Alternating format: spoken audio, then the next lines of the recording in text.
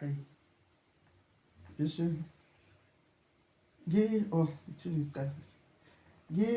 Ngifumene umsindisi owafela izono zami. Luphelilo lwamusizi isigimi Nkosi yami. Hallelujah, hallelujah. Wazifela izono zami. Ngihlengiwe igazi lakhe. Liphelile lonke icala lami. Cala lami lalikhulu. Bengishona ezonweni. Sengifuna okwaphezulu. Ngikhishiwe odakeni. Hallelujah, hallelujah. Wazifela izono zami. Ngihlengiwe igazi lakhe. Liphelile lonke icala lami. Ukumkhonza sekumnandi. Ngijabule enhliziyweni. Siza Nkosi ngingabandi. Ngikhuthale enkonzweni. Hallelujah, hallelujah. Wazifela izono zami. Ngihlengiwe igazi lakhe. Liphelile lonke icala lami. Malibongwe igama lakhe. Sengiphila eNkosini. Ngizombona uqobo lwakhe. Nxa ngifike ezulwini. Hallelujah, hallelujah. Wazifela izono zami. Ngihlengiwe igazi lakhe. Liphelile lonke icala lami. Romans 6.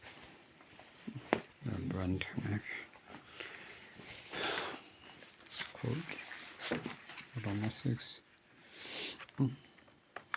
Romans 6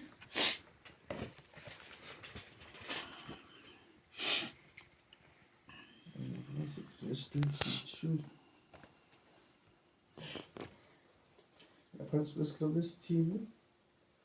uNkulunkulu akasenzeli umusa ukuba sihlale esonweni, kodwa ukuba sinqobe isono simkhonze ekulungeni. Isihloko sami.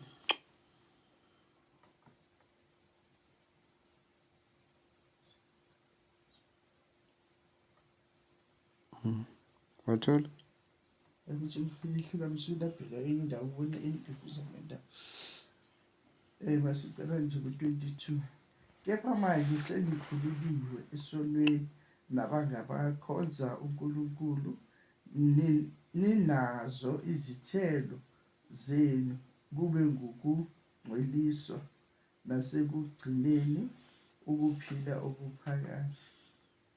Number 20 lekadimisho. Number 22 lo. Number 23 uthi ngokuba inkokhelo yesono ingukufa, kepha isipho somusa sikaNkulunkulu singukuphila okuphakathi kuKristu Jesu. Kepha manje senikhululiwe esonweni nabangabakhonza uNkulunkulu, ninazo izithelo zenu, kube ngukungcweliswa nasekugcineni ukuphila okuphakathi.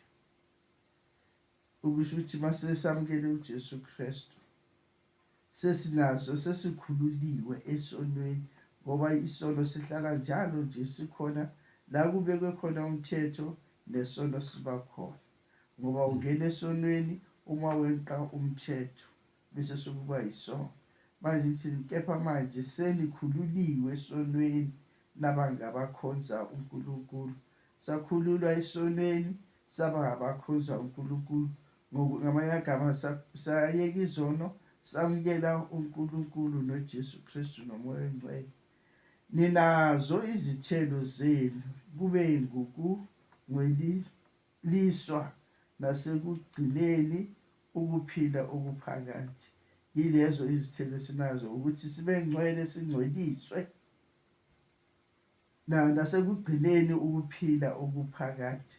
Yizithelo esinazo lezo, ngoba sesikhululiwe esonweni, sesihamba ngontando kaNkulunkulu. So masisentandweni kaNkulunkulu sinazo izithelo. Ukukholwa kwethu kuyizithelo, ngoba asingeni ezintweni uNkulunkulu angasifuni. Sihamba le kude nazo, siyazigwema izinto eziyisinekiso kuNkulunkulu. Ingakho ukuthi nasekugcineni ukuphila okuphakade, ukuthi uma sihamba enkosini sinokuphila okuphakade, ngoba yileyo injongo esinayo masikholwa. Sikholelwa ukuthi size sifike embusweni kaNkulunkulu, ekukholweni okuphakade, sigcine ukuphila kwethu okuphakade. Ngokuba inkokhelo yesono ingukufa, kepha isipho somusa sikaNkulunkulu singukuphila okuphakade kuKristu Jesu inkosi yethu. Siyazi ukuthi inkokhelo yesono ingukufa, ngoba abantu noma bekukhuza ukuthi yekela le ndlela le uzolimala, yekela le ndlela le uzokufa. Abantu abahamba ezonweni abafuni ukushiya izindlela zabo, babuyele kuNkulunkulu, baqhubeka ezonweni. Manje sithi inkokhelo yesono ukufa, ngoba yebo sizokufa sonke, kodwa kukhona ukufa ufela esonweni okuthiwa siyeke, ungavumi ukusiyeka, size sona sikubulale ngoba siyisono. Njengoba isono siyathandela emntwini, simbophe, sithandele njengenyoka mayithandela umuntu, bese seyizombheka kanje, seyamgojela, iyambulala ngaso sikhathi, idonsa ubuchopho bakhe, bese semfaka ilokhuzana imkhothe, noma seyimgunya uyashelela, ngoba imkhothile imfakele into ezimfakele yini, isono. Uma sesigojela sesikubulala, kufana nokhuzana nokufa lokubulawa inyoka. Kepha isipho somusa sikaNkulunkulu singukuphila okuphakade kuKristu Jesu inkosi yethu. Isipho sikaNkulunkulu lesokuphila, singukuphila okuphakathi kuKristu Jesu inkosi yethu. Ngoba konke esikwenzayo siphokophele ukuba sibe nokuphila okuphakade, ukuba sibonane nenkosi yethu Jesu Kristu noNkulunkulu, sihlale naye, sihube njalo njalo phambi kwaNkulunkulu. Amen. Amen. Sizoqala verse 3 no 4. Kumkhonza sekumnandi, ngijabule izweni, siza Nkosi ngingafani, ngikuthale enkonzweni. Ngithe ilokhuzana verse 3 and 4.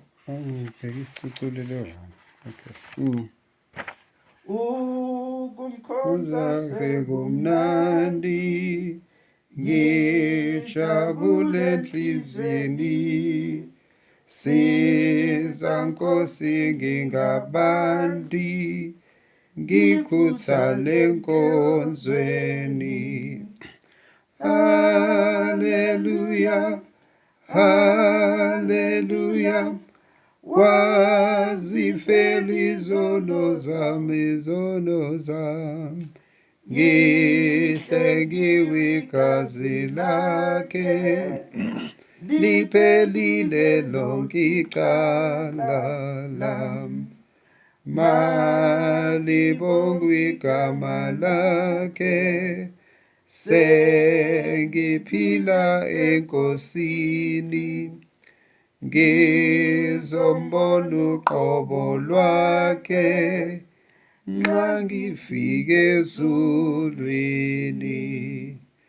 Haleluya, haleluya, wazifela izono zami,